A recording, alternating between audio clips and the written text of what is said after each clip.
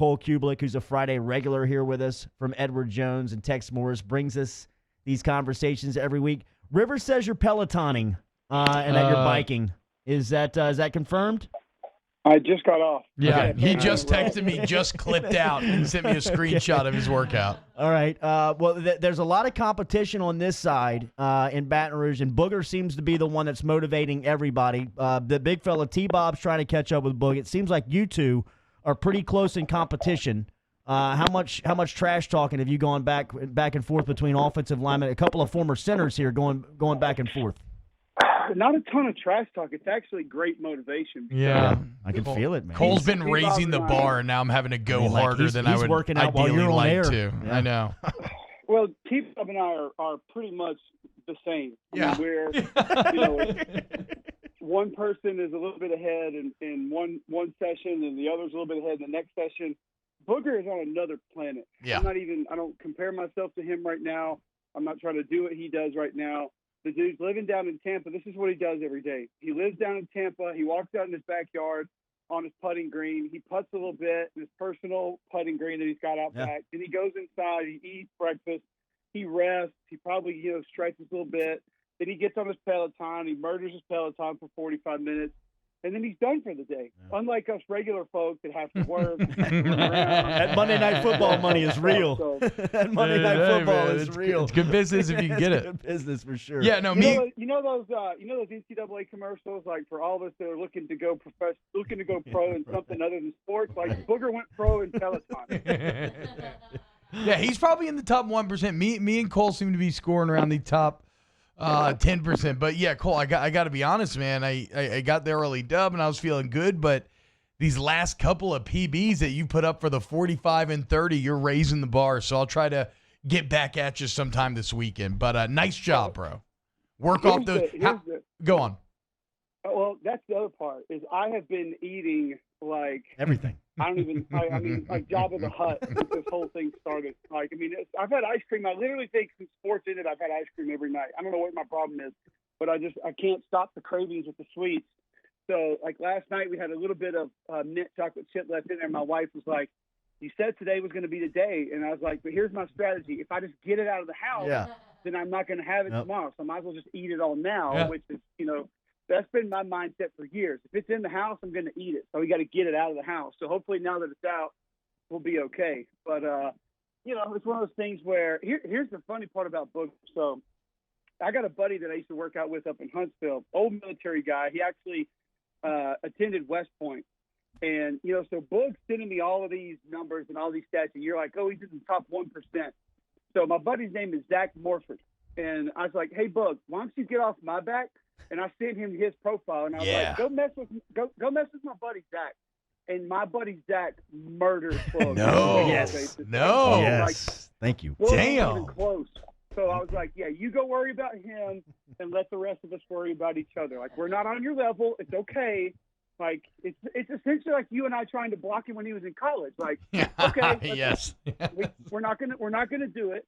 Let's just move on to the next guy. We'll try to block him. But T-Bob had that experience in Auburn with Nick Fairley. I had that experience.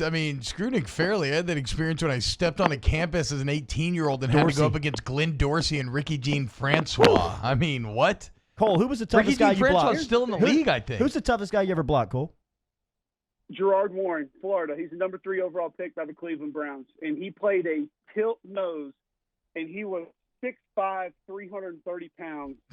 And, when he was – and T-Bob will respect this. When he would line up in the tilt nose, he'd be in that three-point stance, and he'd be in a left-handed stance, and his right hand, like the top of his wrist would be dragging on the ground. Like that's how long his wingspan was. So, like, he could either engage and use those arms, or he could use quickness and get upfield, or he could swim back across your face. And by the way, he was 330, so it's not like you were blowing him off the ball. He was an absolute freak show. But here's the thing, Jordy. If you played offensive line in this league, you got your ass kicked on a regular basis because just the guys that you're going to go up against. I went up against Richard Seymour. I went up against Gerard Warren. Yeah. I went up against Marcus Stroud. I went up against Cornelius Griffin. It's like everything. I went up against Kendrick Clancy, Ole Miss, that nobody knows about. Was a second-round pick, played at Pittsburgh for forever. He wore me out. I mean, literally Charles Grant at Georgia. Wow. I mean, it's Jarrett Johnson at Alabama that played for the Chargers for like 15 years. Who was the best defensive lineman for LSU when you were in? I mean, Boog was there when I was there, but thankfully, the first year that I started, I had a broken foot and didn't play in that game. So I let Ben Dowling take care of that one. I didn't have to deal with that one. So yeah, but I mean, it was absolutely Booger. There's no doubt. Yeah, man. I mean, Marcel Darius, Fletcher Cox, right? Fairley, See what I'm saying? Like, I mean, it's, the names it's are every everywhere. week. Yeah, every week. I mean, those Mississippi State teams we went up against, it had like Willie Blade and Pig Prather. That front seven was nasty. I'm just like a chubby white guy with short arms out here trying to make it, man. I mean, come on. I'm just trying to not get embarrassed too badly. Like you guys know Titus O'Neil, WWE. Yeah. Like he was on the Florida defensive line that I went against. First year that I played, they'd run twist, and Alex Brown would come inside. The year before that, Javon Curse was coming inside. I mean, it's just Javon Curse. There's a name I have not thought about in a Saw long Javon Curse time. at the SEC championship this year. He looks like he can still play. And I'll tell you this: the hardest that I was ever hit in my entire life. We were playing Georgia in Athens, 1999. This is the game that Ben Lear set the school passing record in a single game. They stayed in man coverage, and we kept throwing fades to Ronnie Daniels. They couldn't stop us. We beat them like 49-10 or something. And so second half, we're up big, so we're just running inside zone. And they had Stroud, Seymour, Charles Grant. I mean, their D-line was nasty. And at this point in the season, we were just handing the ball to Heath Evans because he would – he wasn't going to break away, but he could at least just kind of find the hole and lean ahead for 4 or 5 yards. So we're working a double team on the nose guard, and I'm ripping through the double team, getting ready to climb up to the linebacker. And we're running outside zone to my left. The nose guard's on my right. So I'm scooping, and I'm getting ready to come off.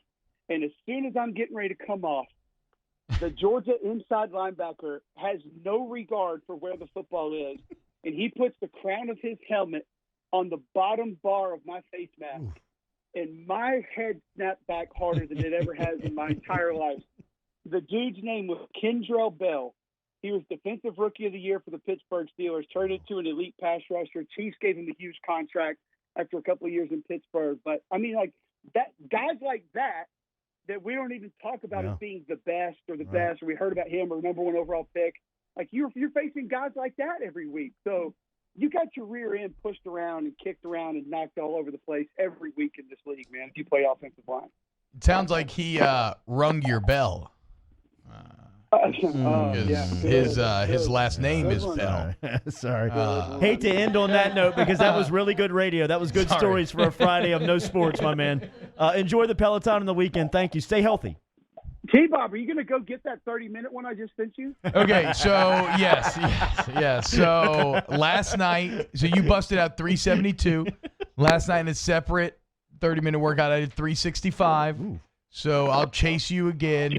One day, though, I got to set the pace for Cole because it is unfair for me to have a number to aim for because when you have a number to aim for, it's way easier than when you're just pushing against the void. But, yes, I will, Cole. I'll hit it up. Some dude on Twitter sent me this one. Halfway through it, I had to put my AirPods in. It's a 30-minute big band ride. So yeah, I'm a little. I love Leanne Hainsby. I'm a little. Y'all need to hop on the Cody Rigsby train though. Cody Rigsby is hilarious. We'll talk about it later, Cole. You have a great weekend. Okay. All right, good. Later, buddy.